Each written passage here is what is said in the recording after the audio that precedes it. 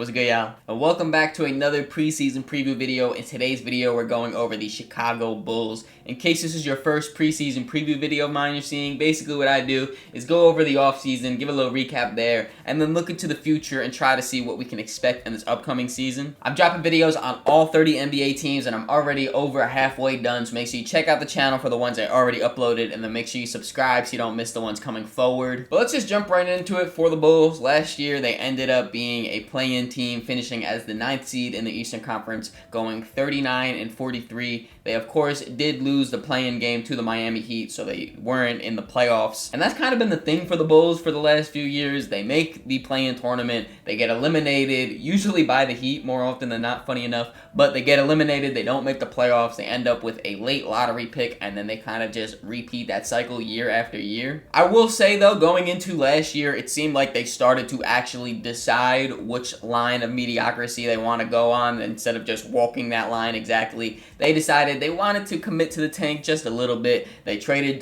DeMar DeRozan and they signed and trade. They traded Alex Caruso away. On top of that, we saw this year at the trade deadline, they traded away Zach LaVine. So it definitely seems like they're gearing up to get younger and then, of course, to tank a little bit. And I guess we might as well just jump right into it and start talking about the offseason the Bulls have, because they did make another move that kind of more commits towards this rebuild. That is, of course, trading away Lonzo Ball in exchange for Isaac Okoro. It was a straight-up one-for-one deal with the Cavs, but I do want to just stick on just the loss of Lonzo Ball for a second. Like I mentioned, the Bulls are seeming to finally kind of commit towards that youth movement, that rebuilding. They don't necessarily want to be super competitive anymore, even though they really weren't ever super competitive.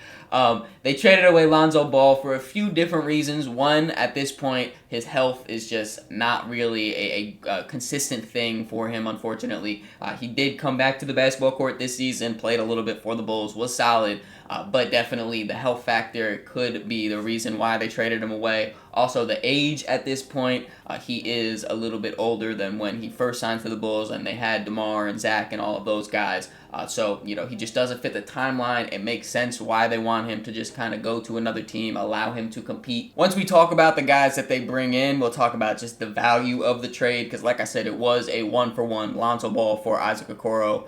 But just the loss of Lonzo Ball, I don't think is the worst thing in the world for sure. And then since the Bulls kind of made a lot of their roster moves at the trade deadline, getting rid of Zach LaVine, they didn't really lose too many other people this offseason. They had Taylor Horton-Tucker, who was a free agent. He currently is still sitting in free agency at the time of recording this video. It doesn't seem like he will be re-signing to the Bulls, though. He played over 50 games for them last year. I don't know if he's from Chicago, but definitely from Illinois at least.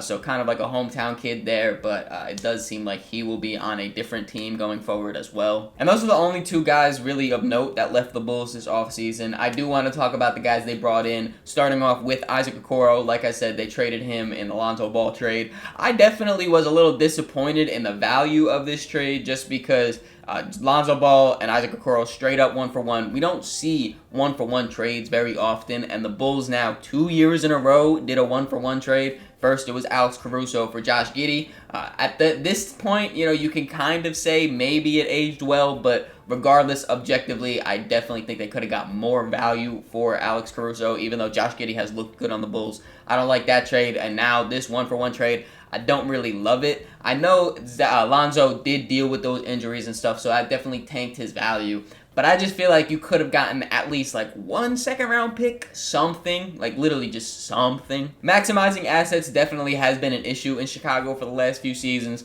but Isaac Okoro as a player, I definitely think could benefit the Bulls. I don't think it's going to be anything crazy, but him as a defensive-oriented wing. The Bulls do struggle with perimeter defense, so I do think Isaac Okoro immediately comes on to be one of their better defenders on the team. And then offensively, he's just pretty much a spacer. He's not a great three-point shooter, which could suck a little bit considering a lot of the roster struggles to shoot. But regardless, I do think that he's going to be a solid player for them. The Bulls also had the 12th overall pick in this year's draft, and they ended up drafting Noah Asenge. He is a very raw, very young, defensive-oriented player. He's only like 18 years old at the time of recording this video. I believe by the time the season starts, he'll actually be 19. But still, that just goes to show how young he is. And because of that young age, I do want to emphasize he is still very, very raw, specifically offensively.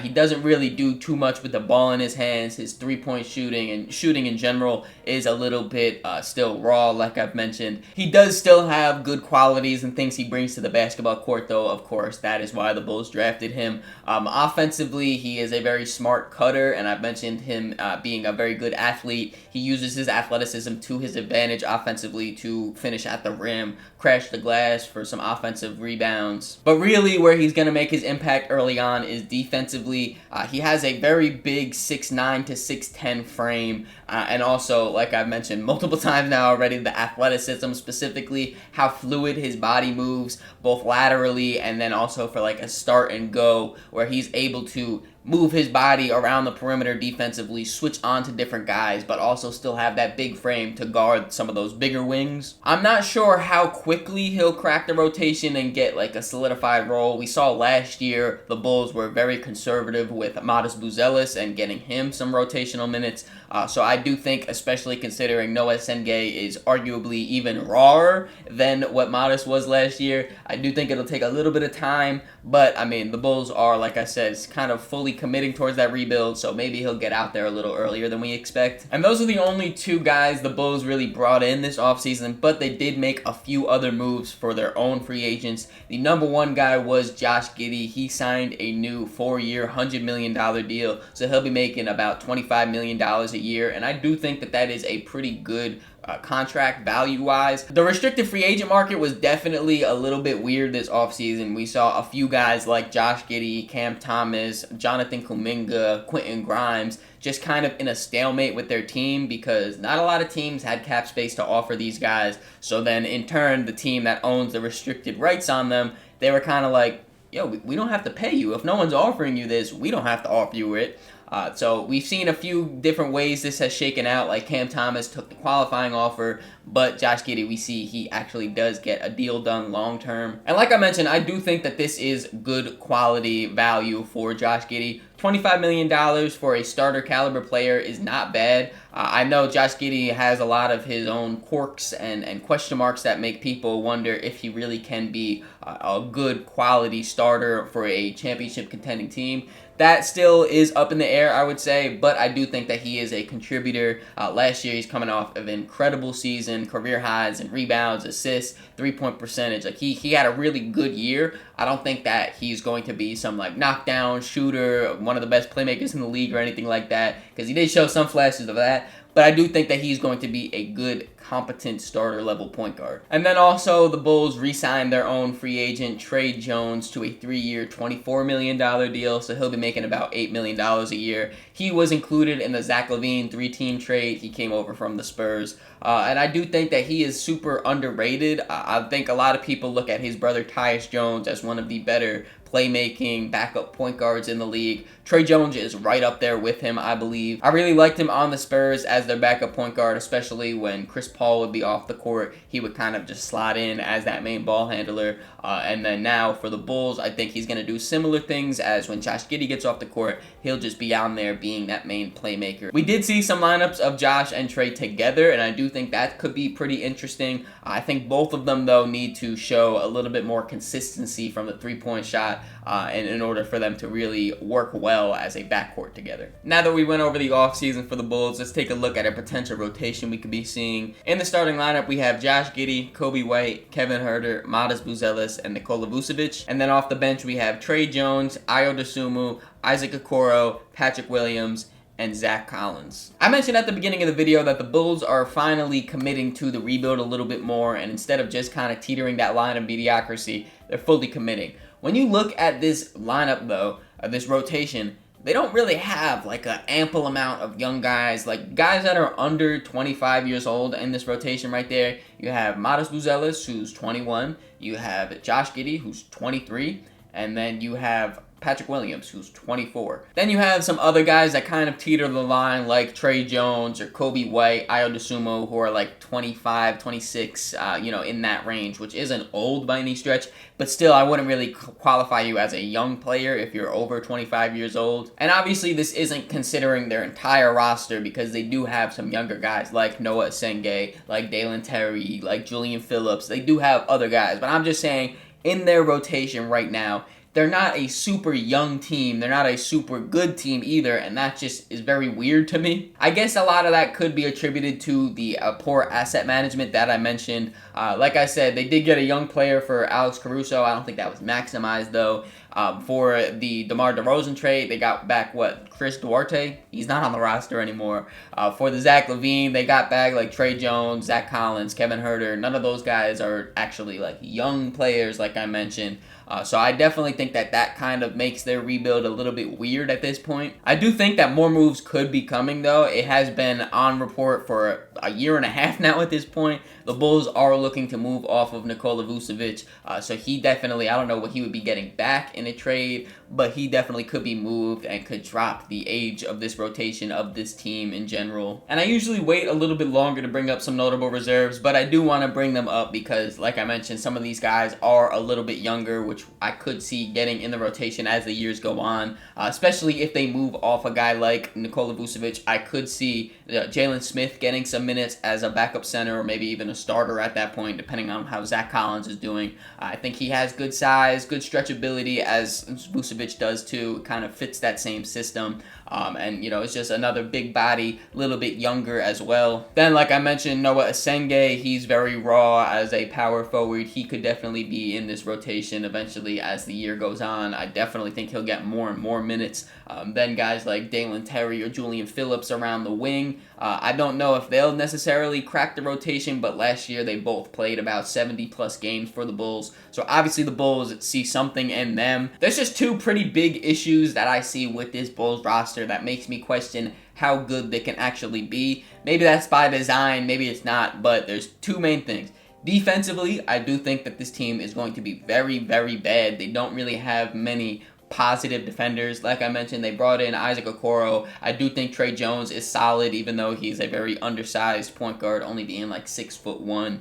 But when your centers are Nikola Vucevic and Zach Collins, you're probably just not even probably. You're not going to have a good defense. And then also three-point shooting, I do think is going to be a pretty big issue for them. You have Kobe White, you have Kevin Huerter. That's about it. Like Trey Jones and Josh Giddey both had good three-point shooting years since coming to the Bulls. I don't think that's the real them, though. I don't think that's consistently going to happen for over the course of 82 games this upcoming season. Same thing for Vucevic. Like, he had a very good year last year, and he always shoots the three ball. Doesn't always go in, but he shoots them. And, you know, so if they have a bad defense and a bad three-point shooting team, those are just two things that you need in the modern NBA, and I don't necessarily see the team having either of them. And I guess that's an easy segue right into the ceiling, floor, and expectations for the Chicago Bulls. At their ceiling, I have them as the 9th seed and in the play-in tournament. I know if you're a Bulls fan, that is very, very bad news for you. I do think, though, that since there are the injuries to the Eastern Conference, where you have teams like the Celtics or the Pacers potentially taking a pretty far fall in the standings, I could see the Bulls just, you know, moving up a little bit above them and then still ending up in the play-in tournament, even though they're not the best team ever. I do think the Bulls have some talent still on this roster, specifically in this situation where they reach their ceiling of a play-in team. I do think we would have pretty good years from guys like Kobe White, Josh Giddey, Modest Buzelis. Those are like my three favorite guys on this roster that I think could have some good years and could lead them to some wins. And if they do end up as that 9th seed, they would have to win 2 play-in tournament games. The last few years, they haven't really been able to do both of them, but I do think at their ceiling, they could win both of those games to make the playoffs and then be first-round exits. At their floor, I can see them being as low as the 14th seed. I'm sorry, Brooklyn Nets fans, but I definitely see you guys as a full tier below the Chicago Bulls. In this situation, it would be more of a year where you see the struggles defensively come out. You see the struggles offensively with their spacing. Maybe they do move off of Vucevic and a few other of their role players where they just fully bottom out and become a super young team. In this situation, I could see them being as low as the 14th seed and in the lottery. My expectation for them, though, is a little bit higher than that, a little bit lower than the play-in tournament, though. I expect them to be around that 12th seed, maybe the 11th seed, barely missing out on the play-in tournament, but still below that. We'll call it the 12th seed and in the lottery. I do think the Bulls are going to be a pretty bad team. I think talent-wise, they don't really have much depth to their team. Star power-wise, they don't really have a lot of that as well. I do think that them being in the weak Eastern Conference could see them being a little bit higher in the standings than what their team really reflects and the talent that they have on their roster. But regardless, I do think that they would be one of the worst teams in the NBA. I don't think they're going to be like bottom 5, but definitely bottom 10. What do you guys think, though? Let me know in the comments below where you think the Bulls are going to end in this year's standings. Will they continue the streak of just being a play-in team and being stuck in mediocrity? Will they finally bottom out? Let me know what you guys think in the comments below. Hope you guys enjoyed this video. If you did, make sure to leave it a like, subscribe so you don't miss the next one. In the description, there's links to all my social medias, so make sure you follow me on all those to keep up to date with me. Catch y'all.